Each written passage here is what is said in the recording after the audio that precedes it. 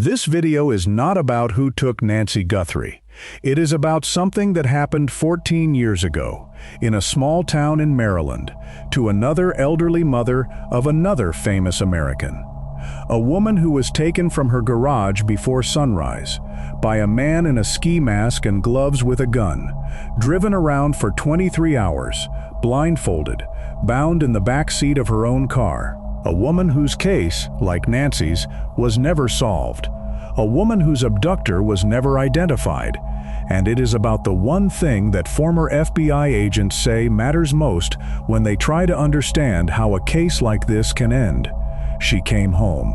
Hold on to that. Before we go any further, drop a comment and tell me where you're watching from. Nancy Guthrie's family deserves to know how many people all over this country and around the world are still paying attention, nearly 6 months after she was taken. Subscribe and turn on notifications, because when there is a break in this case, you need to be here for it. The FBI tracks kidnapping cases across the United States every year. The numbers are significant, tens of thousands of cases annually. But within that number, one particular category is so rare that investigators who study it have sometimes described it as existing in a class almost entirely its own: elder-stranger abduction. According to data cited by former FBI Special Agent Jennifer Coffindaffer, who has followed the Nancy Guthrie investigation since February, out of 49,292 tracked kidnappings analyzed by the Bureau, only 692 involved victims aged 70 or older. That is roughly 1.5%. Think about what that means. If you are 70 years old or older and a stranger abducts you, it is so uncommon as to be almost without precedent in standard law enforcement experience. The profile of the crime, the likely motivation, the expected behavior of the person who committed it. Very little of the investigative playbook was written with a victim like this in mind. Most kidnapping cases involve a known relationship between the victim and the person who took them, a domestic dispute, a custody conflict, organized crime. These cases, as devastating as they are, have frameworks built around years of data. Detectives know what patterns to look for. What appears to have happened to Nancy Guthrie and what happened 14 years earlier to the woman this video is about does not fit into any of those frameworks cleanly. It is something rarer, stranger, and in some ways more instructive, because it has happened before. And one time, it ended with the woman coming home. Aberdeen, Maryland sits about 30 miles northeast of Baltimore, close to the Chesapeake shoreline. It is a small town, the kind where people know their neighbors' routines, where the same families have lived on the same streets for generations. Vi Ripken grew up there. She met her husband, Cal Ripken Sr., in high school. Over the decades that followed, she traveled with him through the minor leagues and coaching staffs of the Baltimore Orioles organization. She raised 4 children, and she always came back to Aberdeen. 2 of her sons became major league players for the Orioles. Cal Jr. spent his entire career with Baltimore, 20 years, and a Hall of Fame induction in 2007. He was the kind of famous that made his mother's name recognizable across the country, without her ever having sought it. Vi never left Aberdeen. After her husband Cal Sr. passed away in 1999, she stayed in the house they had shared for nearly 50 years on Clover Street. She chaired the Cal Ripken Sr. Foundation, a nonprofit built around youth athletics and character development. She attended games at Ripken Stadium, the minor league ballpark her son owned just a short drive from her front door. She was a regular at the Boys and Girls Club. She was, by any description, a woman whose life had settled into something permanent and good. She was 74 years old. She was happy. It was her routine that appears to have made her a target. Every morning, Vi's day began the same way. She collected the newspaper from her front porch. Then she made her way to a nearby McDonald's, always around the same hour, always the same short route. Her neighbors had watched this pattern for years. It is not known who else had been watching. On the morning of Tuesday, July 24, 2012, Violet Ripken's day began as it always did. It was warm in Aberdeen. Temperatures would exceed 90 degrees that day.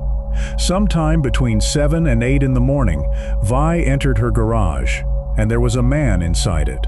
He was wearing a ski mask and gloves in 90-degree summer heat, and he was holding a handgun. He directed her toward her own car, a silver 1998 Lincoln Town Car. Vi later told investigators what happened in the moments that followed. He bound her ankles and wrists with rope. He planned to wrap duct tape over her eyes. He planned to put her in the trunk. She begged him not to. She told him she was claustrophobic. She asked him, please, not to close her in that space. He stopped.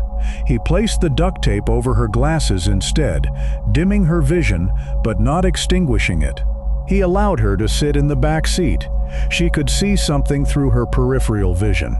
Later in the journey, he seemed to notice this and replaced the tape with a different kind of mask, one that blocked her vision more completely. But in that first moment, in that garage, when she asked, he had listened. Remember that detail. We will come back to it. For the next 23 hours, Violet Ripken was driven through the greater Baltimore region in the back seat of her own Lincoln Town Car, bound and largely blindfolded, unable to see clearly where she was being taken or why. The man at the wheel gave her no destination. He had no apparent plan. He drove through Harford County, Baltimore County, Frederick County. Investigators later believed he traveled as far north as Pennsylvania, a fact that brought the case into federal jurisdiction and invited the FBI to assist. He stopped for gas. He stopped for fast food. He lit cigarettes for her. Vi's neighbor, Gus Kowalewski, whom she confided in after she was returned home, spoke to reporters about what she had been told. He lit cigarettes for her. They stopped for food. He said, "I'm not going to hurt you. I'm going to take you back." And that's what he did. He said he just wanted money and her car. The man made stops at retail locations during the drive. He used Vi's credit cards to purchase items at a Walmart in Glen Burnie, in Anne Arundel County, roughly 40 miles south of Aberdeen. Investigators eventually obtained surveillance footage of him entering that store. It gave them one of the clearest images they would ever have of who he was. A white male, they assessed, in his late 30s to early 40s, around 5 feet 10 inches tall, a thin build, short brown hair, glasses. He shopped, returned to the car, and kept driving. For more than 12 hours, no one outside that Lincoln Town Car knew Vi Ripken was missing. She lived alone and independently. Her absence from home went unnoticed until late in the evening. It was the car that changed everything. At around 8:30 in the evening on July 24th, roughly 12 hours after Vi had been taken, a couple near White Marsh spotted something that stopped them. A silver sedan, pulled onto the shoulder of the road on property they owned along the Pulaski Highway. There was a man walking outside the vehicle. He was wearing gloves. In 90-degree July heat, a man in gloves. Inside the back seat, an elderly woman wearing what appeared to be a mask of some kind. A white shirt or sheet pulled over the rear driver's side window. Something about the scene was wrong. The couple knew it immediately. They approached. They asked the man what he was doing. He told them it was his mother, that she had Alzheimer's. Before they could respond, he was back in the driver's seat. The car moved, and as it pulled away, the couple wrote down the license plate number. Maryland plates, SMR 308. They called 911. Dispatchers ran the plate and found it registered to Vi Ripken's Lincoln Town Car. Aberdeen police were dispatched to the Ripken home on Clover Street. Vi was not there. Her cell phones were still inside the house. The investigation was now officially underway. Aberdeen police worked through the night. They canvassed the neighborhood door to door. They contacted every known friend and family member. They entered the home and found Vi's cell phones inside. She had not left by choice. At around 5:30 in the morning on July 25th, nearly 22 hours after Vi had been taken, police issued a public press briefing. They told the public that Violet Ripken was missing and possibly kidnapped, and asked for anyone with information to come forward. 45 minutes after that briefing, at approximately 6:15 in the morning, a 28-year-old neighbor named Eric Snyder was driving home from an overnight shift at a warehouse nearby. His street was partially blocked by police activity. He took a detour, and that detour took him past something he did not expect: a silver sedan parked not far from Vi's home, an elderly woman in the back seat waving a sweatshirt from an open window, honking the horn. Snyder called the police. Officers arrived and found Violet Ripken bound in the back seat of her own Lincoln Town car, parked just down the block from the house she had lived in for nearly 50 years. Her hands were still tied. The man who had taken her was gone. No note, no explanation, no ransom demand given to the family. He had driven her back to the street where she lived, left her in the car, and disappeared on foot. Gus Kowalewski had already described what Vi told him about those final hours. The man did exactly what he had promised her he would do. He took her back. Aberdeen's police chief confirmed to reporters.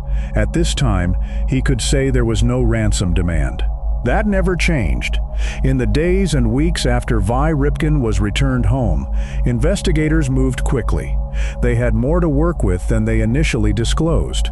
The Walmart in Glen Burnie had captured clear surveillance footage of the suspect entering the store. Police later obtained additional footage from a second Walmart location in Middle River, where the man had returned items the following day, items he had originally purchased with Vi's credit cards.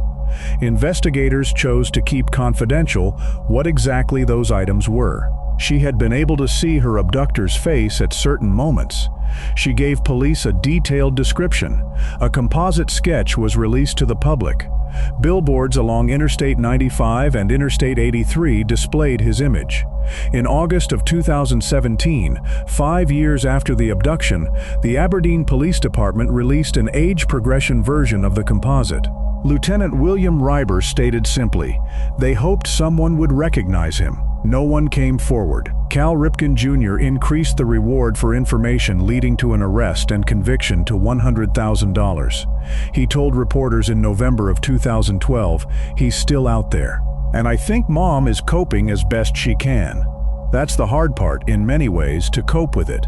You want to forget about it, but you can't forget about it until there is some sort of closure. Violet Ripken refused to let what happened to her become the defining event of her remaining years. A year after she was taken, she sat down with reporters and said this: "I didn't want to go and hide. I felt like if I keep away from things, it's not going to be very fun for me. I had to face it." She went back to the ballpark. She went back to her routines. She refused to disappear from her own life. The case was never solved. Violet Ripken passed away in 2021 at the age of 82, 9 years after the morning a man with a gun walked into her garage. Her abductor has never been identified. He has never been arrested.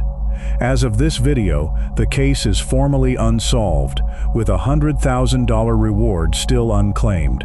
Law enforcement agencies study cases like Vi Ripken's for a specific reason. Not because elder stranger abduction is common, as we established, it is anything but because when a crime pattern exists in only a handful of documented cases, each one carries outsized weight.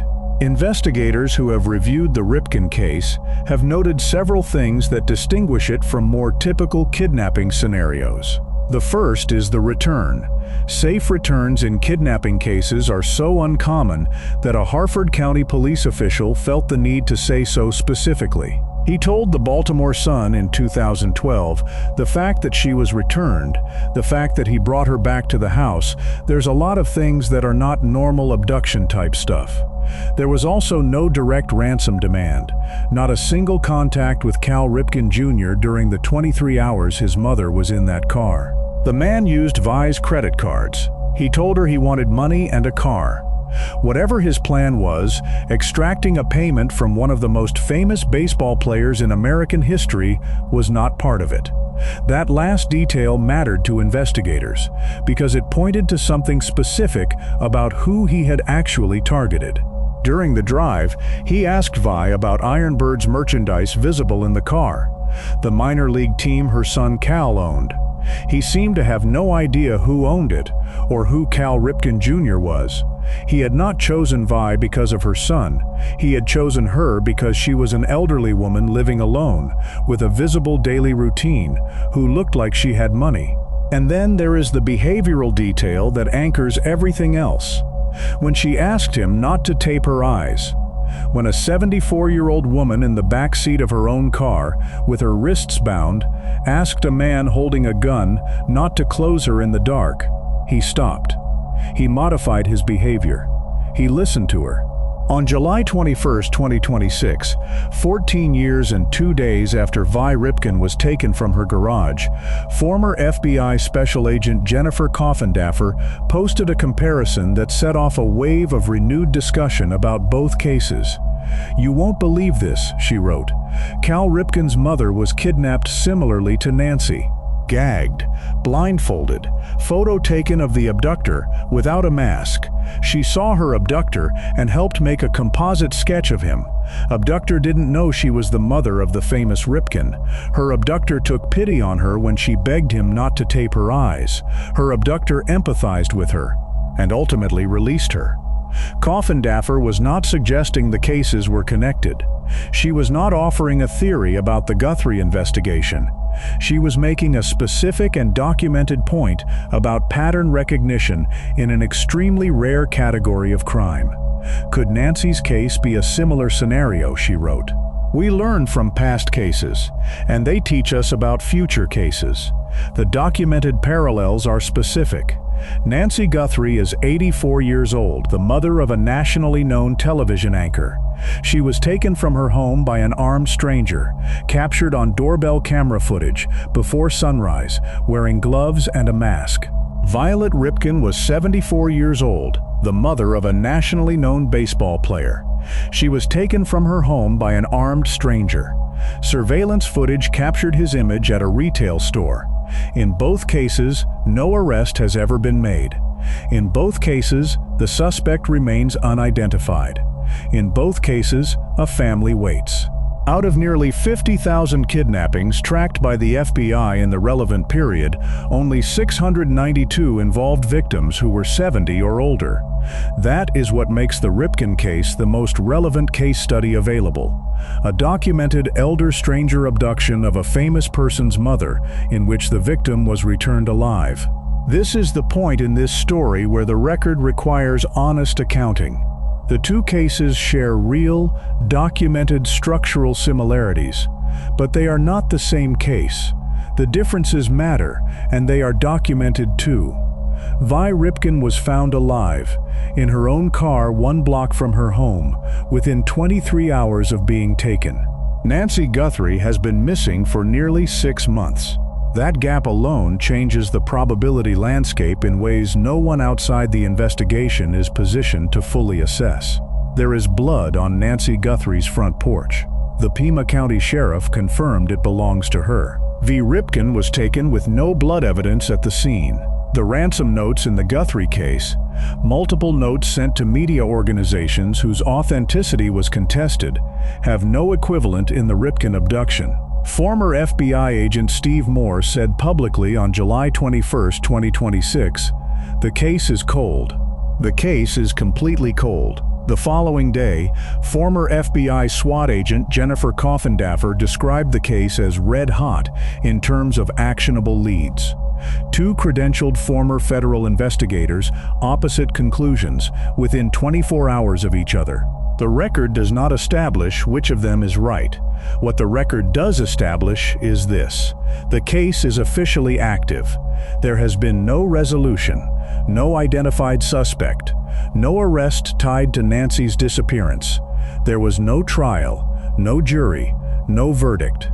Whether this case is ever solved, in any meaningful sense, is something each person who has followed it will eventually have to decide for themselves. When investigators who study elder-stranger abduction examine the Ripken case, one moment tends to anchor their analysis more than any other. Not any of the evidence that came after. The moment in the garage, when she begged him not to tape her eyes, and he stopped. Coffindaffer singled out this moment specifically when she drew her comparison. Not the return, not the surveillance footage. This moment, because it told her something about the kind of person doing the driving. He could be moved. The woman in the back seat was a person to him, not just leverage. And Coffindaffer's read on that, grounded in 2 decades of FBI work on exactly these kinds of cases, was direct. This quality, empathy retained in the middle of a violent act, tends to appear more often in the cases where the victim comes home than in the cases where they do not. Not a rule, a pattern, and the specific one she pointed to when she asked whether Nancy's case might follow the same arc. That was not a guarantee. It was never a guarantee. Vi could have been harmed. She could have been killed.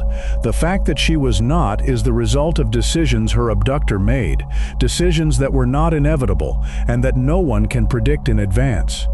What the Ripken case gives investigators and the Guthrie family and the people watching this video is not certainty. It is evidence that this category of crime can end with the victim alive, that the person who commits it is not always what they appear to be, that a man in a ski mask with a gun can also be someone who listens when a woman asks him something. Coffindaffer cited that specifically. The empathy the Ripken abductor showed, the fact that he ultimately released her, was the detail she pointed to when drawing the comparison to Nancy's case. Whether the man on Nancy Guthrie's porch possesses a similar quality is something no one outside the investigation currently knows. What Vi Ripken's case established is that we cannot assume he does not. Savannah Guthrie described the morning she went back on air in February as something she did not fully know how to explain. Her family posted a video addressing whoever had taken Nancy directly. "We've received your message and we understand," Savannah said on February 7th. "We beg you now to return our mother to us." In July, the family released a statement describing 5 months of agony and unending trauma. Nancy Guthrie had attended Sunday dinner at her daughter Annie's home on January 31st. She was dropped off at her own house just before 10 o'clock at night. By 2:28 in the morning, her pacemaker monitor had gone silent. By 11 in the morning, when she did not appear for the church live stream she never missed, her friends were already worried. She had a routine too. The reward now exceeds $1,200,000. The FBI's genetic genealogy lab is working the DNA. A former FBI agent said publicly in late June that investigators were, in her assessment, getting close to identifying the man on the porch. No public announcement has followed. Vi Ripken's case was never solved. The man who drove her around Maryland for 23 hours has never been identified. The $100,000 reward Cal Ripken Jr. posted was never claimed, so the comparison Jennifer Coffindaffer drew is not a promise. It is not a guarantee. It is the closest documented precedent available for a crime that has almost no precedent at all. What it offers is not certainty. It is evidence that this type of crime can end the way Vi Ripken's ended, and that is a different thing from saying it will. A year after she was taken, Violet Ripken sat down with reporters for the first time. She had been back to the ballpark by then, back to her routine, back to her life, the one a man with a gun had interrupted for 23 hours one summer morning. She was asked how she had managed to keep going. She thought for a moment, and then she said, "I didn't want to go and hide. I felt like if I keep away from things, it's not going to be very fun for me. I had to face it." Vi Ripken was 74 when she said that. She lived 8 more years after the morning a stranger walked into her garage. She passed away in 2021, at the age of 82, surrounded by her family. She went to baseball games until near the end. She never stopped. Nancy Guthrie's family is still in the middle of this story. Still watching the investigation, still keeping the reward posted. still waiting for the morning that has not come yet. That refusal, to stop, to hide, to let fear become the last word, is the thread that runs through every family in every case that deserves to be remembered. The mothers who refused, the sisters who refused, the daughters who made it impossible for the world to forget. Nancy's family is doing that right now. If you have information about the disappearance of Nancy Guthrie, the FBI tip line is 1-800-CALL-FBI. The reward exceeds $1,200,000. Her family is still waiting.